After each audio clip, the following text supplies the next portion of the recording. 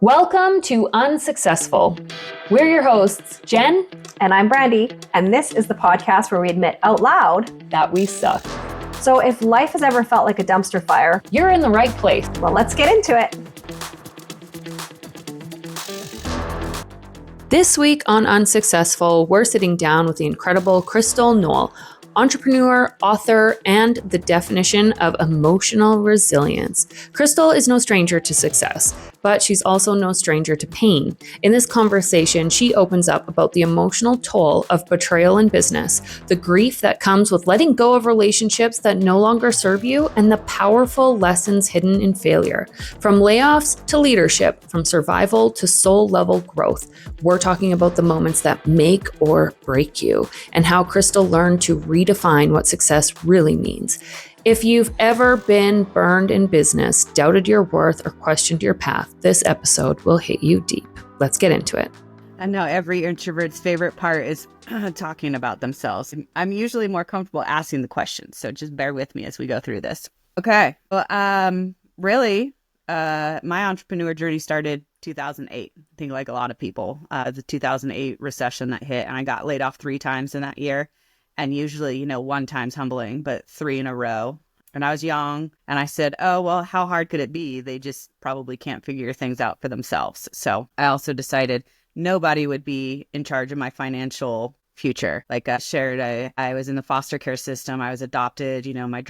My parents are drug addicts. So I just never wanted to repeat the cycle. So then when you get laid off 3 times in a row and you're stuck facing government assistance and that sort of stuff, and you have a family, like it was very, very humbling. So that was the main reason I started a business, because I wasn't willing to go into HR and be let go of again and have to worry about where my paycheck was coming from or if I could feed my family. So that was 2008. I launched 2 businesses that year, 1 business, and then I just filed for it. I didn't launch the second one until 2 years later. So I am a very curious human. I love learning. So pretty much every 2 years since then, I've launched another business. So it's not like I'm something shiny squirrel within my businesses. I just find something fun, new to do and launch a new business. So yeah, here we are. I'm about to launch the Bougie Budgeter, which is business number 8, and it's about personal finance. And so yeah, I have a hunger for learning, and there are times that things absolutely suck and are miserable, but I can always find the light at the end of the tunnel that will get us through one way or the other. Like the hope is always there. And I have these big feelings and big thoughts and big things that I have learned that not a lot of other people do in the world, or they're not willing to share them. So I've stepped into a very open space where I will share them, and I will look crazy doing it, but that's okay, because then you find out you're actually not alone. Just lots of people aren't willing to step into that space and be vulnerable first. Yeah, that resonates. Yeah, that's powerful. Holy yeah, you said a lot of good stuff here. Thank you. Where do we begin? Yeah, I love that you said, like, not a lot of people are willing to do that, right? And when you do step into that, it's like, it's very uncomfortable, like, and not necessarily for you, but for other people, right? Yeah. Yes. Sometimes they don't have the capacity to hear you. They might be at full capacity, or they just never learned how to process it. Yeah. So yeah, right there with you. Do you think do you think some of these things that you just talked about have a lot to do with how you were raised and when you were a child? Like, I hear a lot of things. I wonder why I'm so in tune to my surroundings. You know how they say, like, and I grew up in a very normal household, let's say, but I can like dial in on tension, and I can I resonated with a lot of the things that you were saying. Do you think that had to do with how you were brought up? Oh, the age-old conversation of nature versus nurture, Nurture. huh? I don't know. I love the studies that talk about, let's even say, twins who are raised in the same environment, and then they take completely different paths, or they're wired completely different. So no, I think I came out of the womb fighting, because my sisters are not wired like me, and we went through the same beginnings, older to younger. So no, I believe some of it is nurture, but I also believe that foundation of who you are happens when you're born. Yeah. And I think what's really cool is you actually have a unique perspective in that way. Like, that's a real blessing for you, because I think that some people, like even like Jen or myself, I'm speaking for you, Jen, but I don't know. I'm just kind of assuming that it's a little bit harder for Jen and I, because we haven't had the experience that you did, just with the family life and obviously what you've experienced in that, like you say, fighting. It's hard for us to really like recognize, okay, is that nurture or is that nature? Where's that coming from? And especially like, I think some of the things that we often talk about as women is just that outside influence in our lives, especially women. And so, because women are, and I mean, I've seen studies that literally we're more wired to look outside of ourselves versus inside of ourselves. And so it's this constant question, especially as we age, and now we're in our 40s and we're like, rediscovering who we are. So it's interesting. I just wanted to share that feedback from you. That's what's coming for me, is that I think you come with a really refreshing perspective where you're like, God damn it, this is who I am, right? Yes. So well, welcome to our 40s. I agree with you. I think that is definitely from age. Yeah. Where we're trying to figure it out. Where did this come from, right? Who am I? What brought me on this path, right? Yeah. And I think there's go get 'em tigers who didn't have the upbringing that I had. I don't think it's just because I went through the fire before I was 8. We all have stories. We all have things that'll bring everybody to their knees. So I don't think that I'm unique in that, but I do feel that I am unique in the fact that I'm willing to be open and share about it in a way that a lot of people won't. Yeah. Totally. I have a question for you, just out of curiosity. What is your birth order? Like, where do you lie in that order of your siblings? I wish there was an easy answer for that. So when I got adopted, I'm the middle child. So later in life, found out I'm one of actually 10 siblings. But being raised, my parents adopted 3 of us. And so Nancy, my older sister, is 2.5 years older than me. And then Jen, my younger sister, is 13 months younger than me. So right in the middle. I'm a middle child through and through. Yep. Do you feel like a middle child? Absolutely. Yeah. Yes, there's that sibling order book that talks about all of it. I'm 100%. Didn't feel the love. So you too? Are both of you middle? I'm middle. No, I am. So I'm both. So you have a complicated answer too. Yeah. So I identify as the oldest, but also middle. So I have a stepbrother and a stepsister that are both older than me. They didn't live with us, but so the dynamic changed, right? So I was like middle there. So it's interesting. It's an interesting dynamic, but yeah. Yes. Yeah, I'm a middle child through and through. Absolutely. And I think my sister and my brother, my little brother and my older sister, like weird definition, that book of what it said, pretty much. Yeah. I'm not going to tell my sister's stories because that's theirs to tell, but we definitely had challenges. So I would not say through and through we followed that book. But I'll own that I'm the middle child. No, but I will say, I don't know if you heard me before, they're saying now, this is what I've just said, is that the most successful, and quote, like what's interesting is that this podcast is about being successful and redefining success and what does success mean. Yes. But I love how these conversations just take turns, like naturally, like where are we going to go today? But yeah, they're saying that they're the most successful. The middle child is the most, quote, successful. So I think that's interesting.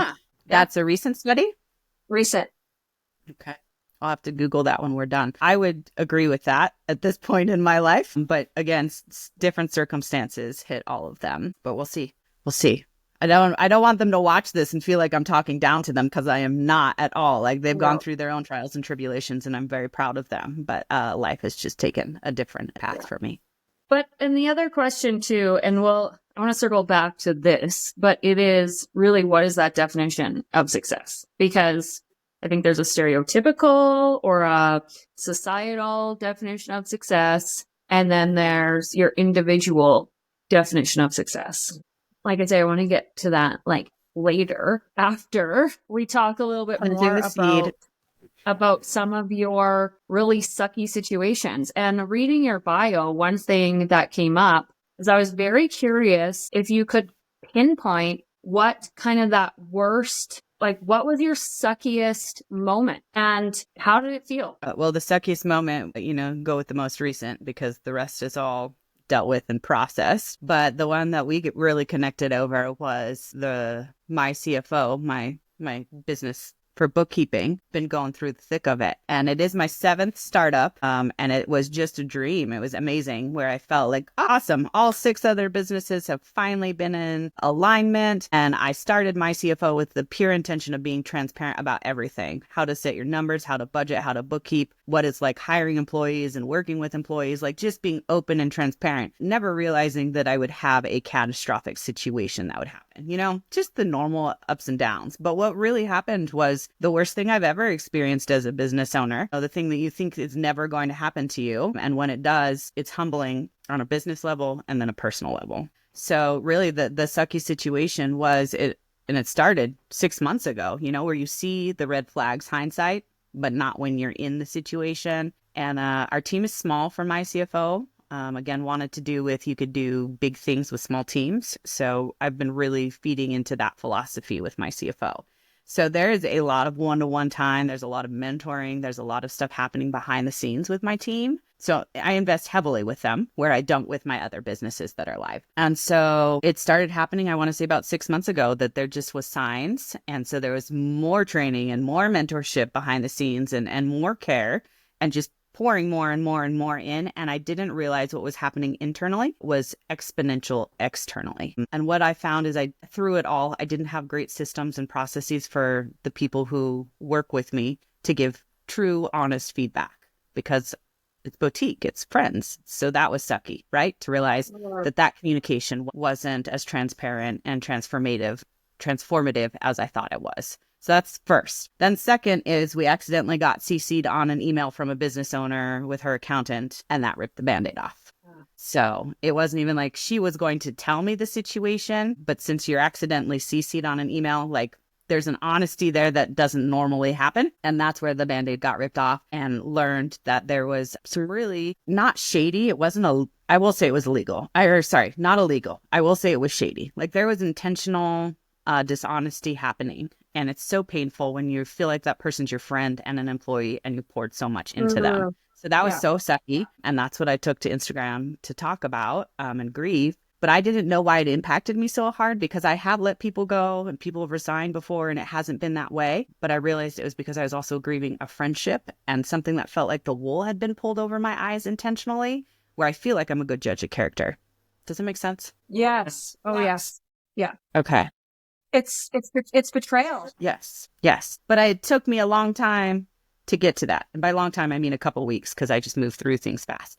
But it devastated me. Like, even my husband would talk to me, and he'd be talking to me, but I was somewhere else because my brain just couldn't function anymore. That someone I trusted implicitly with my reputation, with other people's reputations, with other people's accounts, I felt like fooled us all. And that was so, so painful. And now the financial aspect of it, is you multiply it, because we are a bookkeeping firm. Clients stay with us forever once they come, that when you look at it that way, it's close to $1 million in revenue that either my ego, I don't even know at this point why I didn't make a move faster, but it's painful. Yeah. So. That's the question. I think anybody that you'll talk to, that's what they'll say. Why didn't I move faster? Why didn't I notice sooner? Why didn't I do something earlier? Red flags were there. And yeah, we can definitely beat ourselves up about it. I don't know. I think there's obviously all those whys. Why didn't we do these things? But there's a lot of reasons why we didn't. And I think sometimes too, and we talked about this before, is that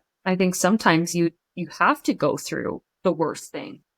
Yeah. It's the thing that you think is the worst thing, so that maybe it doesn't seem as scary anymore, so that you can grow further or push further or have it elevate you and take you to that next level. I do believe every time you get through something hard, well, anytime you get through anything, good, bad, or ugly, you're just elevating your capacity, right? So then the next time you can just go out there and be like, you don't scare me, I got this. And it's, well, like you said, systems, like right away when you said, you're already learning the opportunity. I can hear that in you telling the story, right? You're like, we didn't have the systems, and like just all came to a head, and that was that experience, but it still sucks, right? Yeah. And logically, we can all sit here and discuss it now. If you had wanted to talk to me about this weeks ago, it would have just been straight up tears, and I probably would have just stared at you, and my voice would have shook. It was life altering for sure. The reminder I keep getting from from my friends and then the team that's left is, just trust your intuition. Even though it led you astray and maybe now you know what the signs were, don't let it affect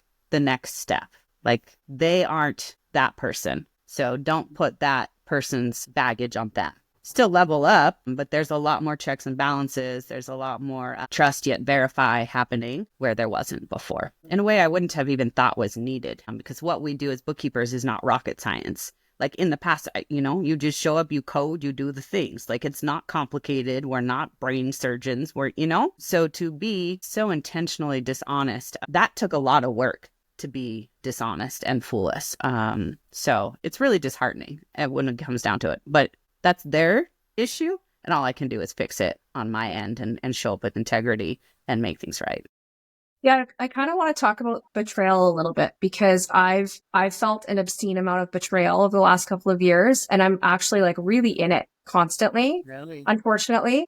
I'm And sorry. so I've been doing a lot of like research into it, and it took me a while. I really resonate with you going, yeah, like I wasn't there. I didn't really recognize it as betrayal. And now when I've like named it, looked at it, and like done some research, because I'm just so like logical that way, where I'm like, okay, I need to like understand betrayal. So I'm like psychology.com and all of that thing, that GPT. Yes. But what's interesting about betrayal, and I mean, of all the things, the one thing that stuck out to me is that what it does is it makes you question who you are. So, and that's hard, right? Like, you're going through the world. So, I don't know if you want to speak on that, how that hits with you. Yeah. For your betrayal, is it the same situation or is it new situations popping up? That's painful. It's the same. It's the same. It's not a situation like yours, but it's the same situation, and it's just having to be kind of drug out, rewounded. And it's my choice to be. You're repeating the cycle.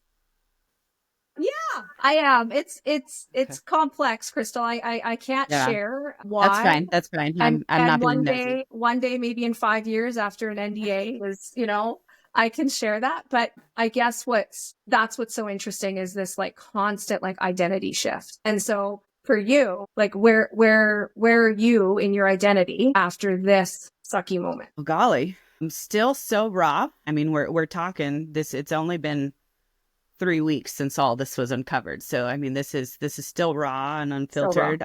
So where is my identity in all of this? I am still so sad, I guess. I'm still grieving. I keep putting myself in a box that I don't make friends easily. And I don't trust easily. And then especially when it comes to men, it's even higher, from my childhood. So I think that, there are many levels that I'm like an ogre unpacking and peeling back right now to figure out, how do I move forward? How do I process the situation as an isolated event? And again, don't put that baggage on other people moving forward. I have an incredible husband who's totally supportive through all of this, has listened to this scenario for months before it blew up. But identity-wise, I'm still just sitting here going, I think like all of us, should I have seen the signs? Did I ignore the signs? Did I put a friendship before being a boss and a business owner? Because I thought I liked the human and I was trying to care for the human more than I was taking care of my business. So that's, I think, identity-wise, that's rubbing in itself that when I work with people, I like to know them and their children and their families and who they are. I don't know if that has to change. I don't know if I have to put up boundaries there. I haven't yet with the team that's working with us at my CFO. I don't know if I want to change that way. I don't know if I want to just be the boss. Well, and that's like where this identity is. It's like, now it's like, okay, this is who I was. This is who I am. Who do I want to be? And then, another question I have for you is, has it crossed your mind and I ask these questions because these are questions that I've asked myself or said to myself, like in that self-loathing type, why is, do you ever ask yourself, okay, am I cut out for this? No. I love it. I have not questioned that at all. I love being a business owner. I love starting business. I am completely unemployable. who I would shrink if I had to get a boss and work under somebody and be told when to take my breaks.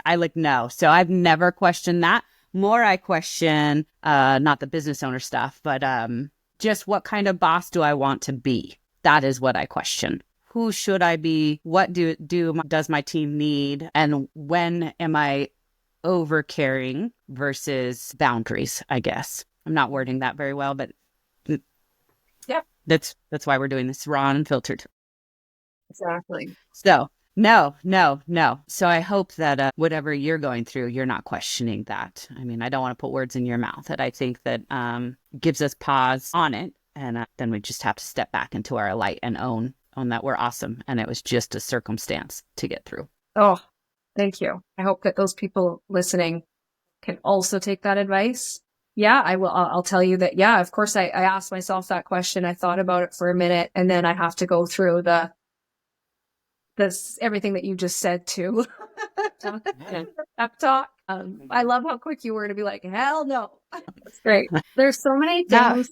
Yeah. There's so many things that in that little, in the 3 minutes that you were just talking that are, I think we've had many conversations about them. I think about them daily. I wonder, I've had some big betrayals too, and I've moved past them, some from years and years and years ago, like 20 years ago, right? Whether it's boyfriends and partners and employees, employers, coworkers, all that kind of stuff, right? And I always wondered, what did it look like from their perspective? And that kind of would always give me pause, because I think that obviously they would always see something so differently. And I must say, some that were part of these betrayals, it's messed up what you're willing to do as a human when you feel trapped. And that's how I've kind of worked through it, because with empathy and compassion a little bit. Is that what you're saying? More for myself, just for like forgiveness and to be able to work through that grief, right?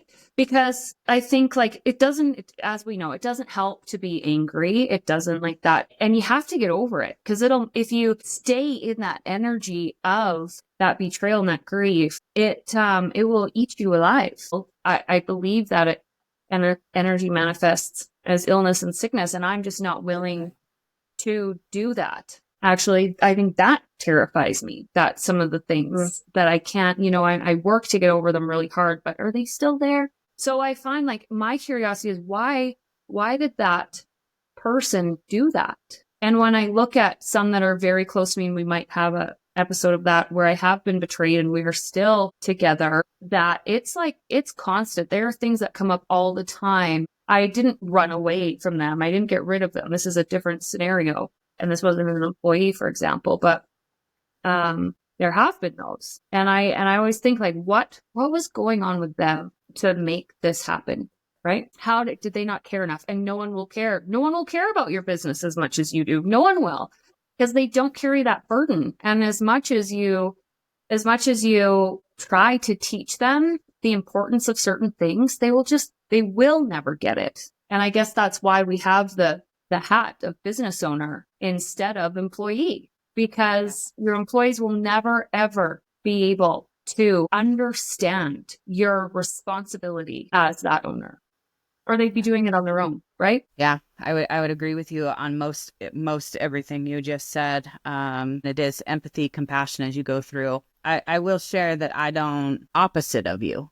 Like, I'll think about why they did a thing for a short term, but at that point, like, it's just making up stories. Like, I don't know, and I'm not willing to go and ask the questions at this point. Yeah. So all I can say is love and light, peace, not sure what happened and why those shortcuts were taken or why it was okay to take advantage of a situation like that. But that's on them. Yeah. And all I can do is control myself and what's moving forward. So it was an amazing thing, and my sister was sharing, because she shared that it's really when you go through a abusive relationship as well, like you will always question why they're doing the things they're doing, but at the end of the day, you're just making up stories and filling space. Yes. And so I tried very hard for this situation not to do that. And during the exit interview and everything, I just said, no, like, we won't be friends. I will block your phone number. I will do all these things. Don't reach out for me for a reference. I'm not in a place or whatever to work with that. So I felt very clear on that moving forward, that I wasn't going to try to mend anything. did forgive the situation and move forward. Yeah. Heavy And stuff. then we also talked too about how, for me, we actually talked a few weeks ago. I don't even know what episode we'll be on, so don't try and go back, anyone. No idea. But I talked about how I do very much so care about my employees. I can't work with people. And even when I was a manager, and that I think comes with its own burden because you're emotionally attached to your team. And then they decide to, if they decide to move on, which, like you understand, you get it. People move on if they need to, but it is still heartbreaking. And again, different story because there was a forced situation there for you, but it's frustrating regardless of those circumstances. And I wondered in this conversation if as women, we feel that more deeply than, let's say, men in the business industry. Like the amount of times a man has said to me, it's just business. And I'm like, it's not to me. It's not just business to me. So if that's just the cross we bear, I don't know. I don't know. Can't speak to that. Not a man. Haven't been a man. Exactly. My husband will never start a business. He is a 9-to-5 career man through and through. So I don't know. I also, maybe they, again, just don't have the tools to process quite like we do. Our, society has led them a different way than what we've been taught. Because we're naturally, as women, right, expected to be nurturing and caring and keep giving and giving and giving. So I could see societal norms really affecting how we lead. So I don't know. And I've always felt, the thousands of employees that we've worked with over the years for the businesses, that we're stepping stone, right? Our job is to help them level up to go to the next place. When they stay for a long time, it's a huge gift and I love it. But I know culturally, again, like the most you will get out of people is 2 years now. So I am gifted at this point that a lot of the folks that work with me are in their 40s and just want to settle in and have a career and have a good retirement. So I am working with an older crew than the younger ones coming in who, as soon as they are unhappy, leave. Yeah. There's no loyalty. Yeah, exactly. Felt that before too. Yes. I'm just looking at some of the questions that we have for you. So Crystal, right now, can you tell us a little bit about My CFO and like what exactly you do for clients? Yeah, My CFO, at the core of it, we're a bookkeeping firm. There's a niche where business owners expect bookkeepers to be able to budget as well. And so that is the niche that we fill. Okay. Like we're CFOs, basically. So not only is your coding being done, but then we hold weekly budgeting meetings that I facilitate. So you can log on and we talk about profit margins and pricing and the hard things about being a business owner. Right now, I'm focusing a lot on negative cash flow. So My CFO fills that niche, bookkeeping and budgeting niche. Yeah, I love that. So I want to ask you a question then, a financial one. So what's one financial mistake entrepreneurs make all the time and that people should know how they can avoid it? Did a reel about this. So the biggest one I think entrepreneurs make is not putting money into savings and leaving it there. That is the biggest one. And how to avoid that, I wrote the book, came up with the STOP method, which is the 4 buckets, 4 bank accounts, and then the transfer schedule on how to do it. And it is literally the only reason My CFO is going to survive this storm, is because we have those reserves to pull from now that we're cash flow negative. So that is one of the biggest things. Like, business owners realize the ebb and flow is going to happen. But when you hit that low and you don't have money to invest, and so maybe you take out a high interest loan or borrow some money from somewhere, or you can't pay your team and you say, next payroll we'll get you. They're not prepared for the severity of that, because it will happen to all of us at any time. You never just go like this in a business, you go up, platform, down, up, So I would say that's the number one financial mistake that I see business owners make. Yeah. And I love how you, even just for those that are just listening, what Crystal did was she took her hand and she went, did the skyrocket up. That's our YouTube channel to watch the episode. YouTube, yeah. We do a lot of hand signals. We do a lot of hand signals, but I think what's really cool about that is what, Crystal, I really relate to that, because I've always said that it's so easy to go up and scale up. what's the hardest thing is when you're coming down, and whether you have to create new strategies in your business. The market has changed, like so many things that can affect a business constantly. And so when you go down, what's happening when you go down? And that's really sucky. Like, I know we experienced that, I think a couple of years ago. And that was tough. Like, we were just like, okay, now what? Like, the market's shifted. Our current strategy was not working. What do we do? We're pouring buckets of money here into this one strategy and it's not working. Yet we were so afraid to change it. We also got stuck in that, like, but it was working, and it did really well for us, you know? Those are some of the hardest words. We've always done it this way. Oh my God. Yeah. Yeah. It was working. Definition of insanity. And I was so like, what's that word? Just, resilient and forethinking and all. You think that you're like, okay, adaptable. I'm so adaptable. I'm going to be okay in this situation. And when it hits, you're like, what do we do? Right. So my suckiest, well, besides it all happened at the same time when my dad died, kind of like this 2-year span, and interest rates went up. Our clients weren't able to get loans. We had 10 people rejected for a loan in a row that would typically have gone through with flying colors. So it got to the point that was her client base. Like, if they don't get loans, Jen doesn't make money. Right. And so I was on a Mediterranean cruise, and I got back and they said everyone was rejected. And you'll hear the story. Thank God, years before that, let's see, probably 4 or 5 years before that, I had read the book Profits First by Mike Makowitz, I think. And there's another version of it because it's similar to what you're mentioning. And there's another one for contractors. And as a tiny home builder, as a general contractor, we don't have consistent income, right? We get large lumps of money, and then we will get we'll go 30 days without having any revenue come in, right? Yeah. And so it's very hard to cash flow for that. But I started putting these buckets away. And the only reason that Teacup survived that with nothing, not a build, is because of the savings that we had. Yeah. So thank God, right? And to learn that, and I know, especially in the trades and in the contracting industry, I don't know what your ideal client is or who you work with, but in trades, that's a very rare thing. Very often you're kind of robbing Peter to pay Paul. You're taking from your next sale.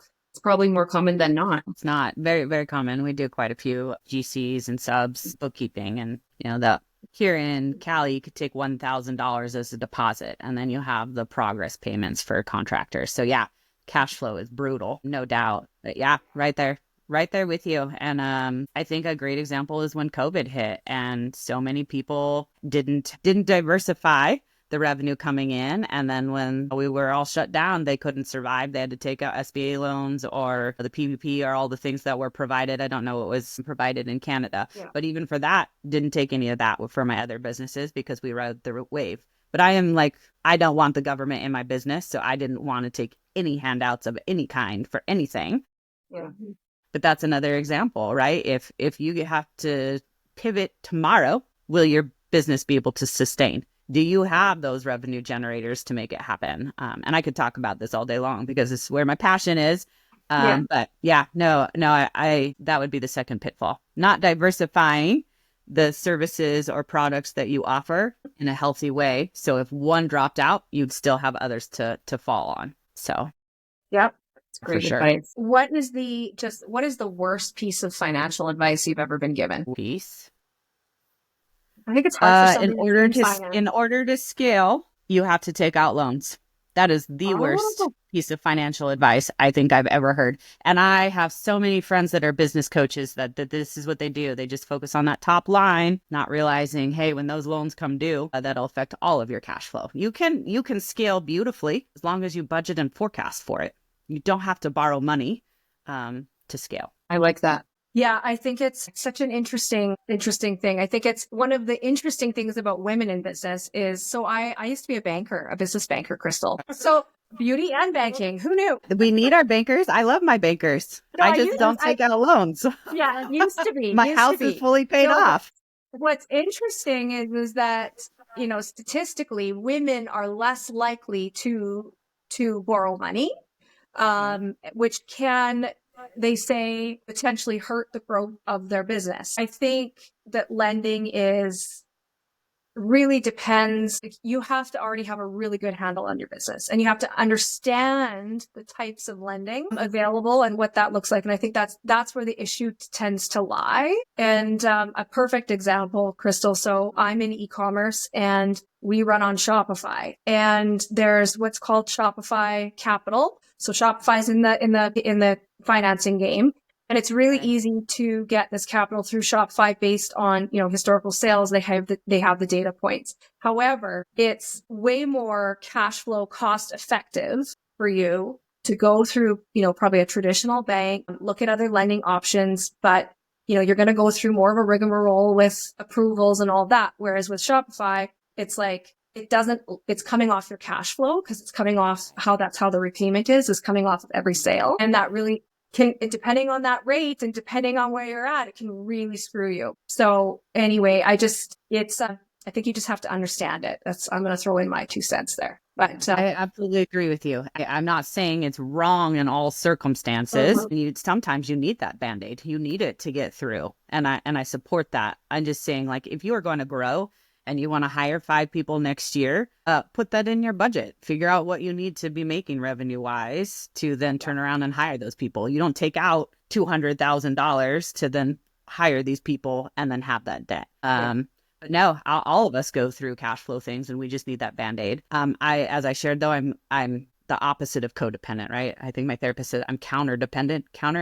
I don't know what it is. I don't want to rely on anybody for anything. So people love to borrow money, other people's money, turn it into $1 gazillion or whatever. And I just want to have food on my table. I'm not looking to get rich. I'm a very conservative multimillionaire. Like, I'm not one of those people who's borrowing and turning it around quickly. Like, that stresses me the fuck out. And I will not ever do that. For some people, it's amazing. I'm just not one of them. Yeah. So to each their own. Yeah, I agree with that. I like that. Me too. Okay. So let's get a little personal on some numbers here. So what's one financial mistake you've made that turned out to be a huge learning moment? Different than the one I just shared. And I love that.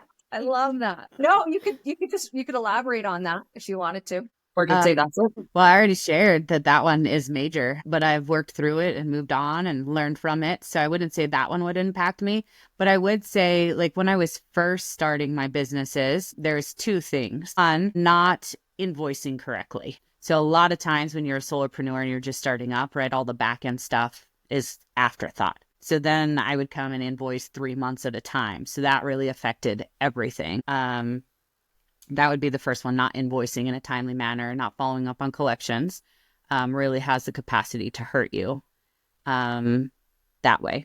Then the second one, I think, would be pricing. It's crazy when I look back at my first business that I launched and have sold now. I was charging $27 an hour, which didn't even cover. And I was driving to the locations, right? But I didn't charge for drive time. It was just time you're in the meetings doing the things for them.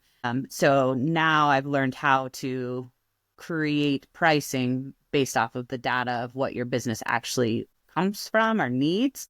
Yeah. Because I do feel this is a woman thing where we feel guilty charging what we're worth or raising our prices. So there's a lot of head trash to work through to go, $27, I'm still going to be broke. That's not even covering costs. So that was a big financial learning for me.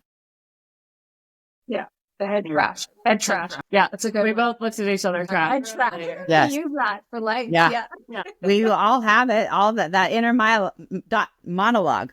Yeah. Yeah. You're crazy in a roommate, right? Yeah. Yes. Yeah. Those good was dumpster fire. Dumpster fire and head trash. Throw Dumpster that fire head trash is in the dumpster good. fire. Yes. Still work with a lot of, and it's mostly women, again, business owners that when we do the pricing, they're like, well, I just can't. And then we put it into a spreadsheet and they see the data and they're like, Yeah.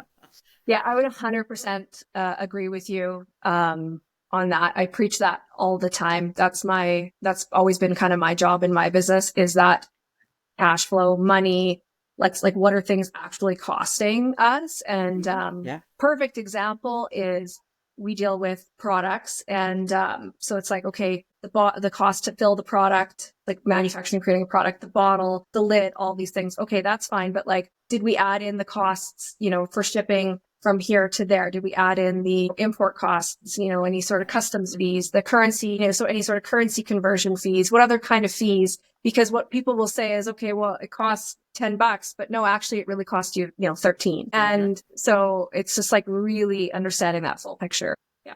I love it. Yeah. Finances. All of Yeah. those, and the hidden costs too, right? The admin, the hours, the purchasing, it's all the hidden costs that you don't think about either. It's not just the hard costs. Yeah. Yeah. The research of, I want a special tub that looks like this. And then you go and spend 4 hours on the internet and call 15 different places to find one. And then you tell them what the price is and they go, oh, I don't want that. And you're like, yep, that's 3 days. Yeah, that's why free estimates are never free. No, you're just eating the cost. Exactly. Yeah, for sure. Yeah. And products are a whole different ball game because, again, there's hard costs and hidden costs that usually when you're providing a service, you don't have those hard costs. So product-based business is a different beast for sure. Yeah. Awesome.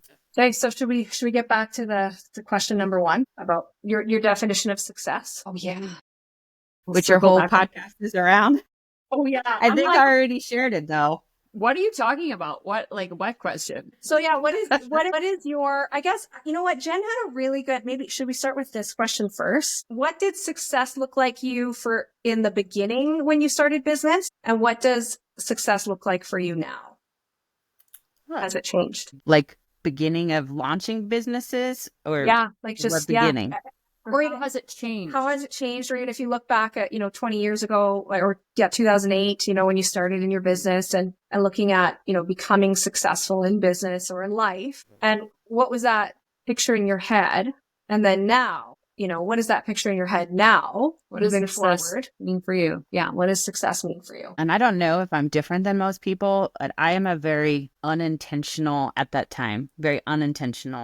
person. Like if it fell in my lap, awesome. But I didn't have my sights set on anything. I don't know if that's just age or who I am. I don't know. But success when I first started was just having a job and being able to provide for my family. That was that. There was no growing it. It was just literally to pay the bills and make sure we had a foundation. Because at that time I had 2 kids and a husband and we just bought a house and all the things. So that was my definition of success. And then holding on to it. Like not losing because I had been let go 3 times. And so just being consistent for a while. So that was the beginning for 2008. And then I would say at this point, it really has grown, showing people that they can make it. Like no matter where you came from or what your upbringing was, good, bad, ugly, whether you think you're smart or not smart, or you've gone through disabilities or hardships as adults, right? Like we get to choose the path.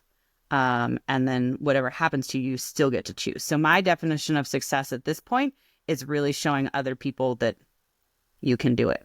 Like if you want to latch onto me as inspiration, great, but you are your own person and only you can make the changes. So now that I'm leading businesses so transparently, that's where I'm sitting on with my staff, with my clients, with Instagram, YouTube, all those places. That's where, with my children, same thing, right? They're not living for me as their mom. They are their own humans and making their own path. So that is my definition of success at this point. I like it. I love it. Yeah. And I really see that as, people in their 80s, I'd say like there is that natural evolution of, you started out working in your businesses and you're building them and, just trying to put food on the table and create a lifestyle, for you and your family. And then there gets to a point where, you've done that. And then you're like, okay, the next level of now what can I do with this is giving back, is in that mentorship, is in that I see that. Like, I know that's an evolution for myself. Like, and that's when I feel the best is when I am giving back. And I think that's why, where this podcast is coming from as well. Right. And we're sharing, like, it's not all roses over here. Along the path, we're sharing how you have to suck to become successful. There's these dips, there's these highs and these lows. I really I'm in line with that for sure. And I agree with you. I feel like when we're young or when you lose your job, because there'll be people our age that are just in an awful place and starting it themselves. I think when you move from a scarcity situation where it's buy food or get gas, right? You're in a very different frame of mind than now. Like, okay, I don't even have to look at what I'm buying in the grocery store. I can buy what I want and not worry about what's in the bank account. Like, situations change. But in order for me to get to that space, I had to go through the sucky stuff, right? To level up and grow. But it is my responsibility to be a Sherpa and help other people up the mountain and know it's possible. I believe in that fully. At this point, being a mentor is a true gift, even while we're still going through sucky situations, and always will. Yeah. As you get to the next level, the next to the next. Yeah. Amazing. Yeah. Well, I want to say thank you, like, for being so transparent. So, obviously this is our first time meeting, and Jen was like, I don't know how deep she gonna get, because we can get, Jen and I can be quite deep, like right down there to the bottom. And you just opened right up. So thank you. And I mean, you started off the podcast that way, just saying, I'm transparent, and we knew what we were dealing with right away. So that was good. Yeah. And not one for small talk. Small talk is more draining than getting right to the meat and potatoes of why we're here on this earth. So I'm right there with you. Absolutely. I totally agree. So Crystal, where can people find you? What's your website, Instagram, and I think you said your book, or how they can get access to that, or the method, the STOP method? Yeah, the STOP method. STOP stands for Savings, Taxes, Operations, and Profit Sharing. Okay, so where people could find me is Instagram. It's at my CFO, at my_CFO_ is the main one. Website is crystalnoell.com, and it has the umbrella for two of my businesses, My CFO and The Bougie Budgeter. And then the book is on Amazon. You can just search for Crystal Noell, and the STOP method will pop right up. Incredible. We'll have to link it on Amazon. Yeah, for sure. We'll do that. Been great. So thank you, Crystal, for joining us on the podcast where we try and help you suck just a little bit less. I don't know. We screwed it up already. We screw up the closing every time. Your tagline? We suck. You do too. So that's okay. Next week, we're getting deep into the messy middle of mental health, talking SSRIs, anxiety, emotional numbness, and the not-so-linear journey of getting your mind and heart back on track. Brandy and I are sharing our personal experiences with medication, depression, identity, and the pressure to hold it all together. And we're getting really honest about what that looks like behind the scenes. Trust us, you're going to want to be here for this one. And also, don't forget to like, subscribe, follow along so you don't miss a single episode of UnSUCKcessful, the podcast where we help you feel like you suck just a little bit less. See you next time.